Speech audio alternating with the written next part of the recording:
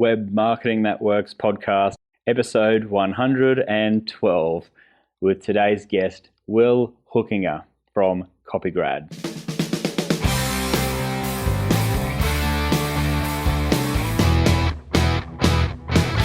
Welcome to the Web Marketing That Works podcast.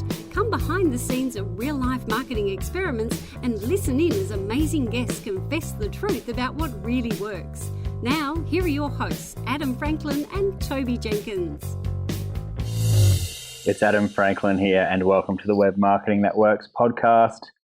This is the show for people like you and me who love marketing on the web. I'm going to take you behind the scenes of real-life marketing experiments. We'll look at the good, the bad, and the ugly. We'll confess what's failed, reveal the truth about what really works, and it's going to be a whole lot of fun with today's guest, Will Hoekenga.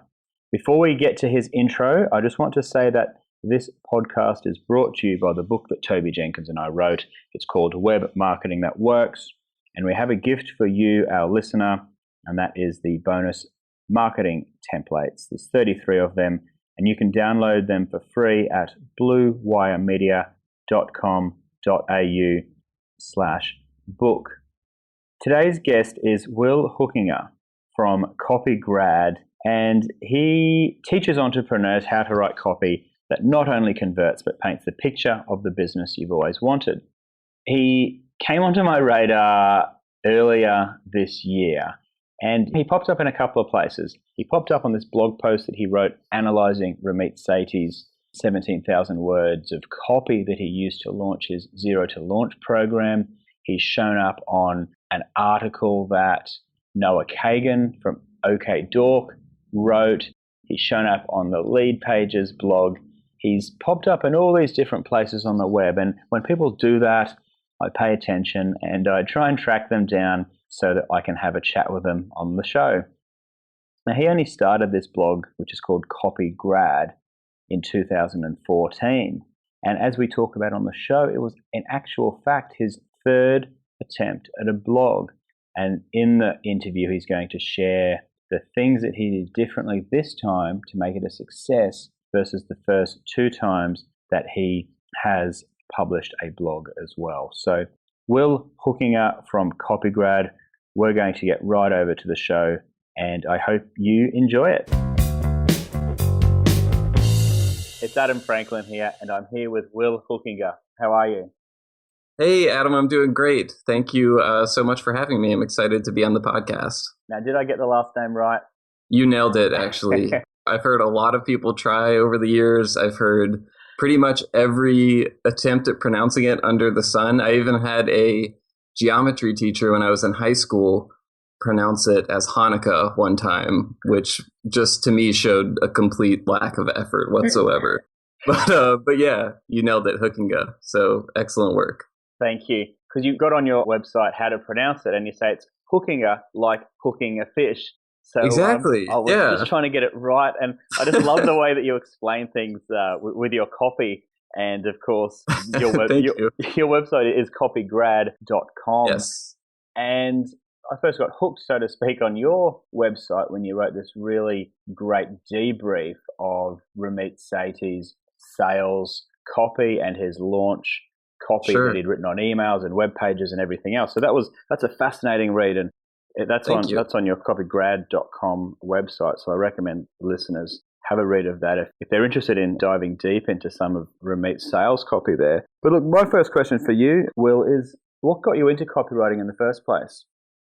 Yeah, so kind of a weird series of circumstances. I'd always had a passion for writing. When I went to college, though, I originally went to study music business. I used to play bass in a band and everything, and kind of thought of myself as someone who could become like a record producer. But what I found when I was in college was that after I got in the studio and kind of spent some time, listening, spending 4 hours trying to listen to 40 different ways a guitar could sound, I kind of learned that really wasn't what I wanted to do. And so I ended up majoring in English in 2010 when I was getting ready to graduate. At that point, I had never heard the word copywriting beyond the legal term copyright. And, I was about 6 months away from graduation, and I got an email one day from someone asking me if I could help him rewrite a bio on a website for an author that he was managing. And, I took a look at the website. I'd never written a bio for anyone, but I said, sure, why not? And I did that. And that led to another project, which led to another project. And by the time I was ready to graduate, this client, his name's actually Robert D. Smith. He manages an author named Andy Andrews, who ended up being my first client. And so Robert kind of took me under his wing, really mentored me and pushed me in the direction of copywriting. I still just kind of viewed myself as a content writer, and really had no knowledge whatsoever of copywriting or marketing or any of the psychology behind that. And so he really pushed me in that direction. And, I started reading Copy Blogger and Neville Medora and Copy Hackers, and then started digging into the old school direct response stuff like, advertising secrets of the written word and David Ogilvy and John Caples and all that stuff. And I just kept learning more and more and, kept working with clients and growing the business that way. And then in 2014, the beginning of the year, I started CopyGrad, which was actually my third blog. The first two were complete and utter failures. So CopyGrad, I was kind of drawing a line in the sand and really saying, okay, I really want to focus on copywriting and developing really high quality, in-depth content around that for people. And so that's what I've been trying to do ever since. Now, you mentioned earlier content writing and you mentioned copywriting. For the beginners and even for me, how would you explain, firstly, copywriting to a newbie, and how does that compare to, say, content writing or blog writing? And is it all the same, or what are the differences? Sure. It's really an interesting question because I actually, and some people may know this, but I spent about a year working for a company called Lead Pages, a software startup. They make lead generation software that helps you create landing pages and other lead generation tools. And I was hired as a copywriter, but one of my other tasks was managing their blog. And so there was kind of this weird intersection of what I consider copywriting and then content writing. And they're really so interconnected and related to one another. I remember, part of my job ended up trying to be hiring more copywriters. And it was so incredibly difficult because you really need someone who knows both content and both copywriting. I think it's really rare for someone to need one without the other. And so I guess I'll get into actually answering your question. But I think copywriting is it's really more about writing words that convince people to take an action of some sort. So to me, that's everything, from the words on a homepage of a website to the words in a sidebar on a blog to what you write in an email most of the time, because obviously if you're sending someone an email, you want them to do something. If you're writing a subject line, you want them to open the email. When you write the email, you're usually wanting them to click on a link. And when they click on the link, you're usually wanting them to consume some content or to make, sign up for something or purchase something. So to me, that's really copywriting. And content, on the other hand, is really more educational in nature. And it's really more about providing something valuable to people. And particularly the type of content that I focus on, in the marketing world is really providing content that's actionable and leaves people with something that they can do right away or, gives them a new understanding of something that they didn't have before. But then, once you write something like that, you need to know how to get people to it and how to convince people to read it. And that's really where copywriting comes in for me. So I really think the two are so interconnected. It's fascinating to me. Me too. I love copywriting and the psychology and everything else behind it. What are some of the things, we've got all sorts of different pages on a website we've spoken about, and anything you do online, whether it's an email or a blog. What are some of the attributes, I guess, in terms of the copy that you should include on, say, a homepage versus a landing page, like similar to a lead pages page? Yeah. What's the sort of difference? What are the different things you're trying to achieve on those various pages? Sure.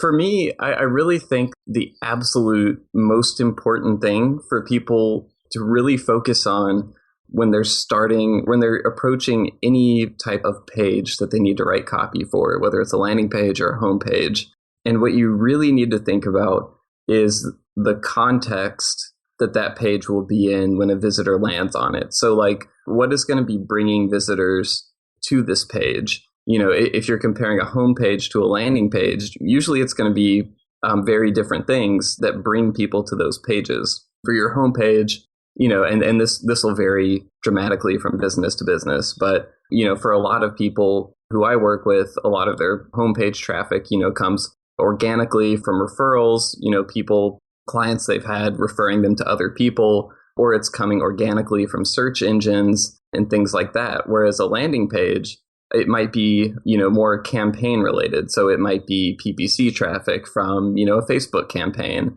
or it might be from your byline in a guest blog post. And so really, when you start thinking about what a visitor was doing and what kind of action they had to take to come to whatever page it is they're landing on, whether that's your homepage or a landing page, that really puts your mind in the place that I think it needs to be when you start writing a piece of copy. So if someone is coming to your homepage from a referral, you would obviously write to that person much more differently than you would write to someone who's coming to a landing page who just clicked on a Facebook offer. And I kind of saw this in action recently. I was writing a landing page for a client, and it was for a free ebook that he had written. Actually, this just came out, and it was a book for the holiday season for families, kind of a special Christmas type book in the inspirational market. And so there were two ways we were promoting this ebook. One way was organically on his Facebook page, you know, just posting a link to the landing page. And the other was also on Facebook, but through ads that we were paying for. So two different types of audiences. And I did a split test on that page. And what I tested was, and I did this in Lead Pages with one of their templates, but the control, it was sort of a longer page where at the very top, you know, it had a nice, beautiful 3D image of the book, some kind of Christmassy imagery, a big headline, and then a button where they could opt in to get it for free with their email address. But then below that, there was a bunch more content, kind of, pictures of inside the book. It had really beautiful artwork. So there were a lot of these pictures and like more about the book and like ways you could use it with your family and all this stuff. There was an about the author section and a bunch of other things. So that was the control. And then the variation that I was testing was exactly the same, except for with all of that extra stuff gone. So it was just like you really couldn't even scroll on the page. It was just like a nice Christmassy background with a 3D book cover image, headline, and an opportunity to opt in. And, you know, it's had over 1,000 visits to the page, the version of the split test that we promoted organically to people who already liked him on Facebook. And my hypothesis was that the short page would win with those people because they already love him. And, you know, coming to the page, they don't really need a whole bunch of copy to convince them to opt in for this book.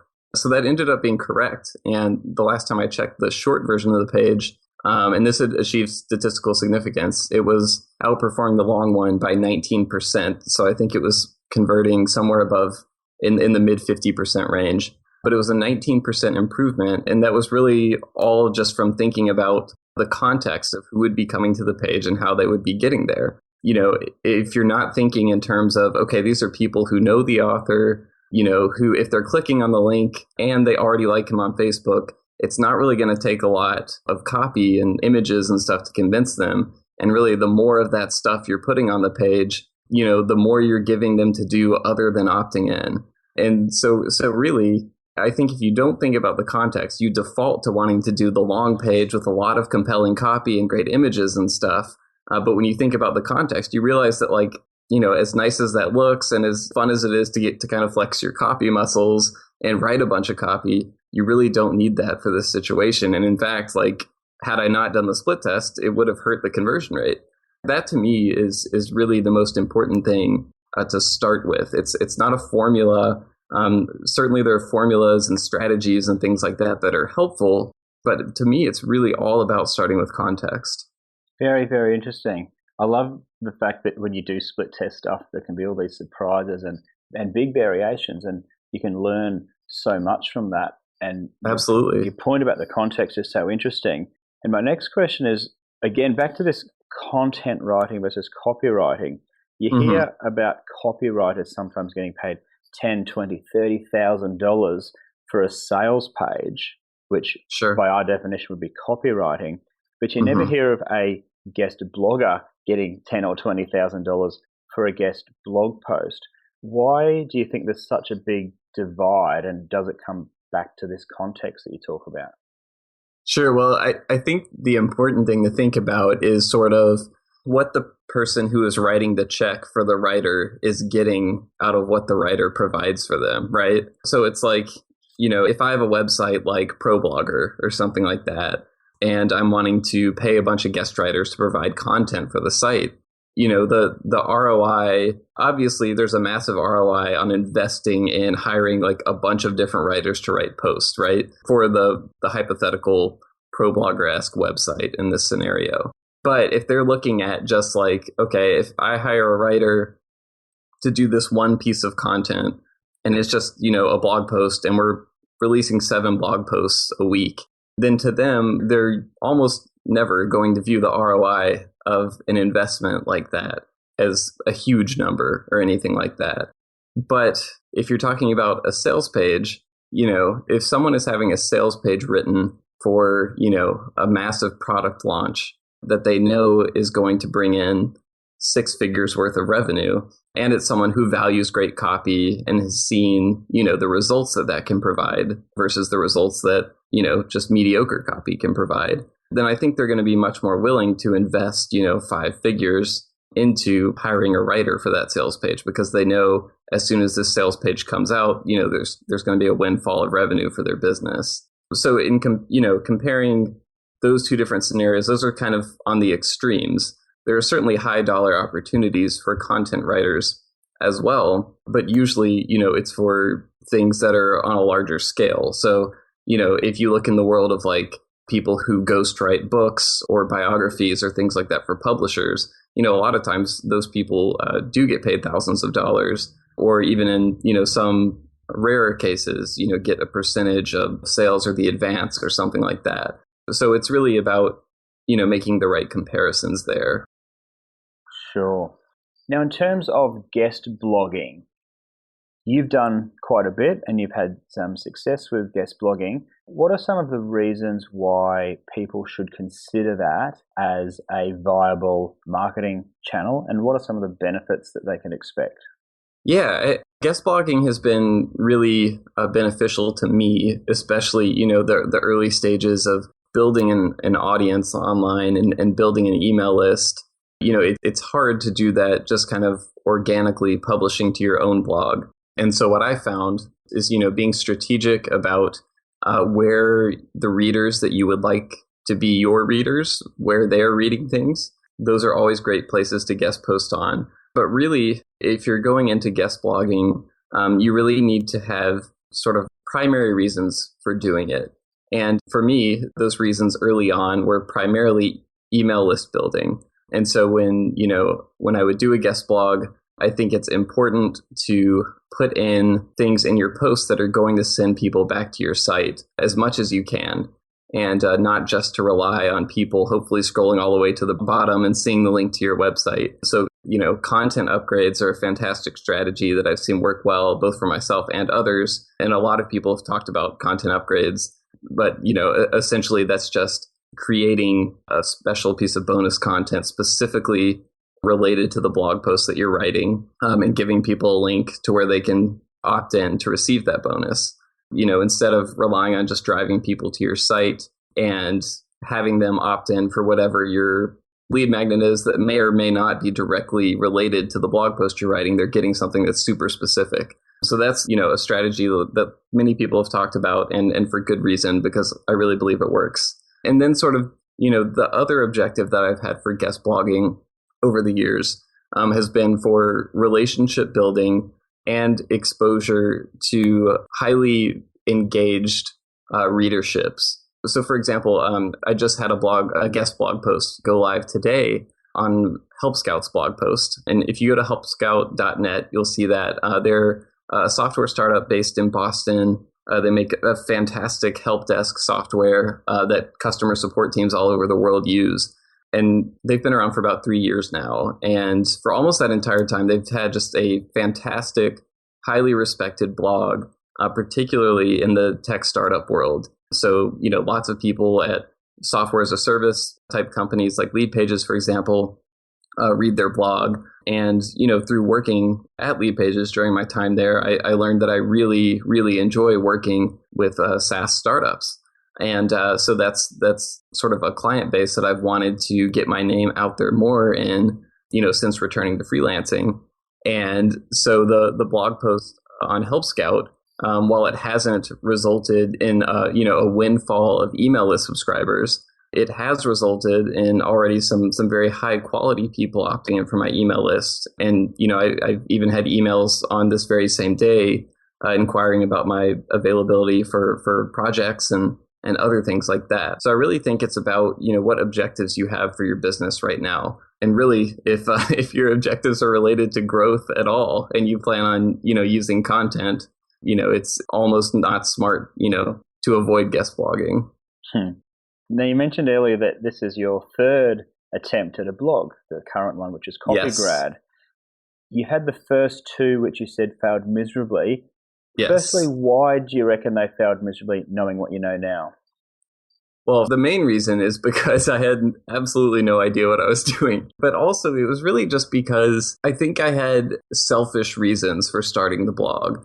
And I don't think that there's anything implicitly wrong with writing just for yourself. I think that's a very valuable thing that lots of people do. But it's rarely something that will also attract an audience, particularly in the marketing world. If you're trying to build an audience around your expertise, whatever that might be, the first blogs that I started, I was really just writing things that I found interesting. They weren't really united around a cohesive topic. It was just kind of all over the map, and it wasn't consistent. And so that's why I used the phrase earlier, drawing a line in the sand, when I started CopyGrad. I had, kind of just gotten fed up with starting things and then not gaining traction, and, just having that sickening feeling of like hitting publish on yet another thing that I knew no one was going to read, And so I really defined a narrow purpose for what I wanted CopyGrad to be. And it was really just a blog to help businesses write better copy. And so once I sort of had, that line drawn in the sand, it became very easy to plan content for it and to write things that had a clear goal in mind with every post, both in how it would help somebody do something better or do something that they hadn't thought of before that would achieve some type of tangible result for their business, but also having a plan around how I would promote that piece of content, because that's really the other side of the coin. And guest blogging is part of that. But I really think a mistake lots of people make is just chasing good ideas with their blog. This might sound like not everyone may agree with this, but I think it's pretty easy to find good ideas for blog posts. But what's much harder is finding a way to frame those good ideas in a way that's going to be helpful and in a way that people are going to want to promote it. And so I think if you just come up with a good idea and you go from there without fully fleshing out sort of, okay, who are the influencers who would want to promote this post to their audience? And how can I write this in a way that they, would want to share it with them? I think a lot of people get done writing a blog post and then they just think, oh crap, I need to find people with audiences to promote this to. And so they just kind of blast it out to people they know have big audiences. But because they weren't thinking of those people from the beginning, the post isn't really as relevant as it could have been, and the pitch just comes off very generic and, it doesn't get shared. And so that was really sort of my philosophy with CopyGrad from the beginning, was just to write things that help people and to write things that other people would want to promote.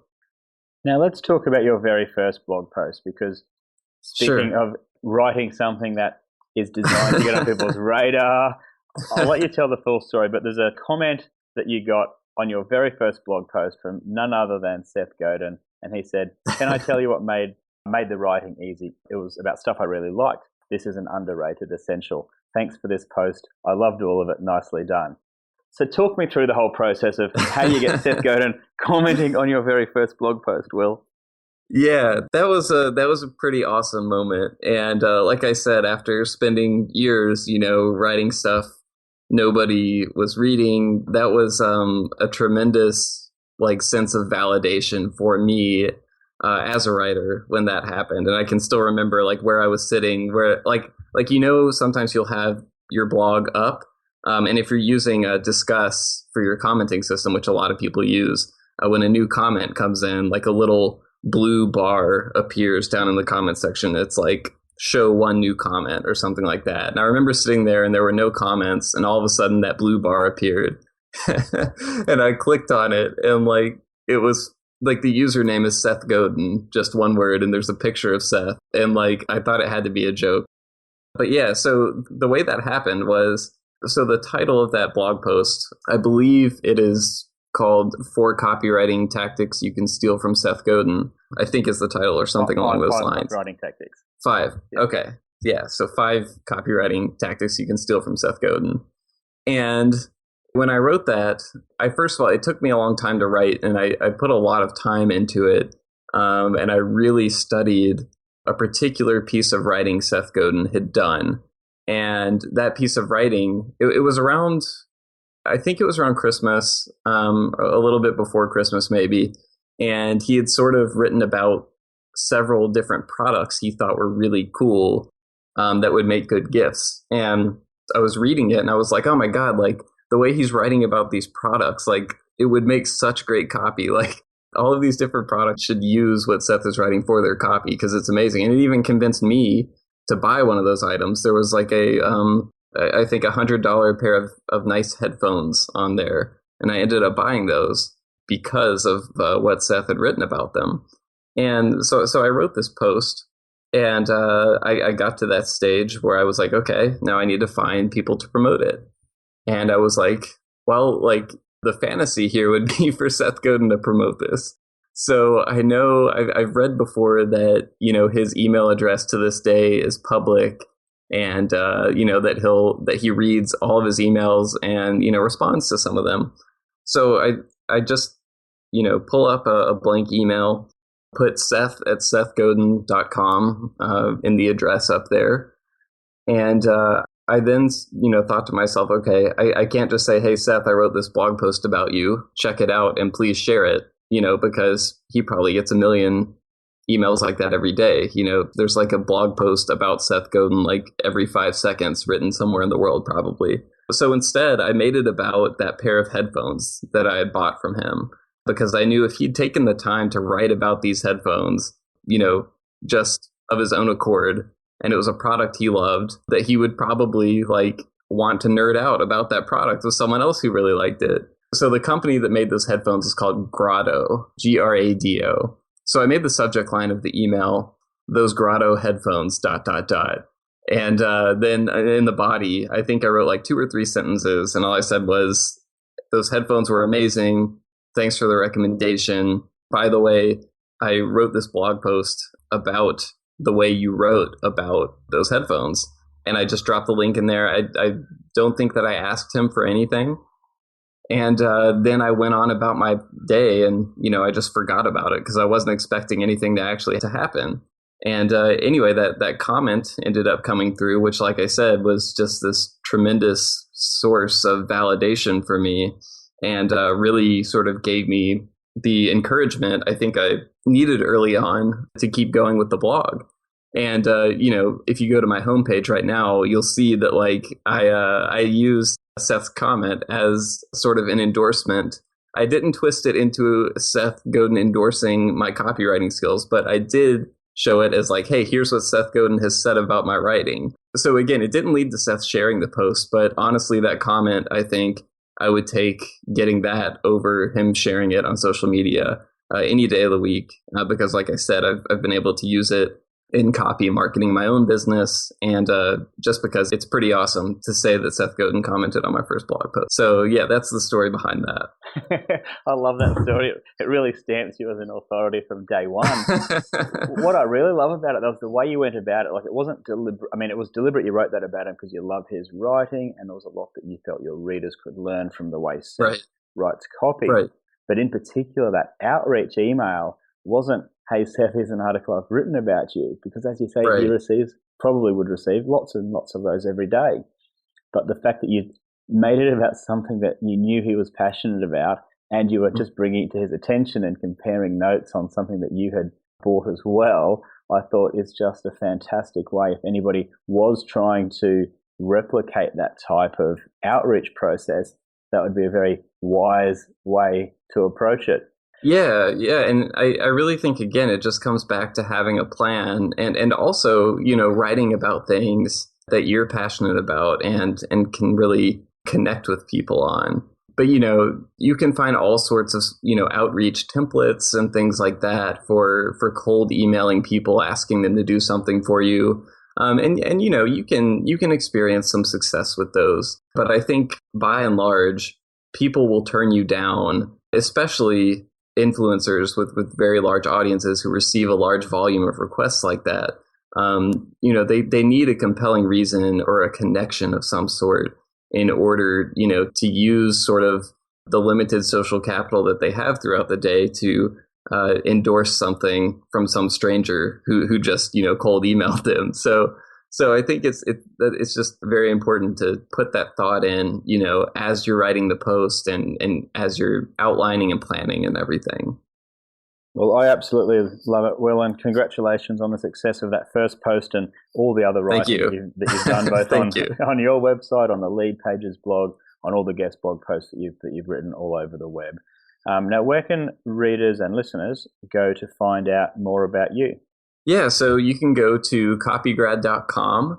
I have a variety of resources there. I have one of my favorite frameworks for writing homepage copy actually is available on CopyGrad.com on the homepage that you can download for free. And if you sign up for that, you'll be on my mailing list. I usually write about 2 to 3 new posts a month. I keep the volume low because I like to spend lots of time, putting lots of time into the posts and making them as valuable as they can be. So yeah, you can find that there. And of course, you can click through to my blog and, check out all the latest posts. Fantastic. Well, thank you so much for joining us on the Web Marketing That Works podcast, Will. You have yourself a great day. Thanks, Adam. You too. And that's a wrap for my chat with Will Hoekenga. Really cool, interesting fella, I thought. I love copywriting, but I also like the different subsets of copywriting, whether it's, as we spoke about, like what you say in terms of copywriting, where you want people to take a certain action versus more content writing, like a blog, where you want to be more educational and informative. Although, as you said, they're so intertwined. Like, you'll often write a blog post to educate somebody and then have a call to action at the end, which is words where you're hoping people will take a certain action. So that's copywriting. So you have content writing followed by copywriting. And as he was talking about the different context of the type of copy you might write on a landing page versus a home page, and even within a landing page, the different types of content that you may or may not include that can drastically increase or decrease the conversion rate. It's fascinating stuff. And in my personal experience, you can't get too precious about thinking you know best. It's always worth testing. And we're constantly trying to do that within reason. Like, if we've got a landing page, say, converting at over 50%, we'll just leave it alone. That's working well.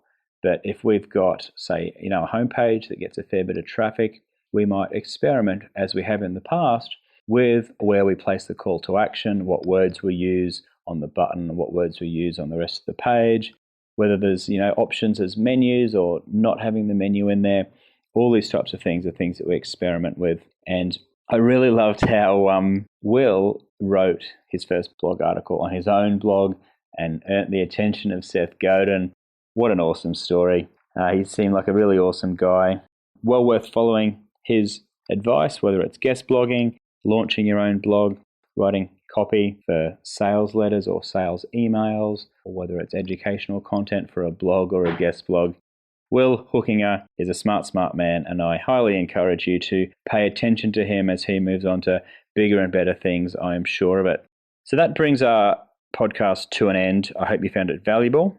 If you did, I would love your feedback in the form of a review or rating on iTunes or Stitcher. That would be super, super appreciated. And if you want to get in touch with me, I'm on Twitter at Franklin_Adam.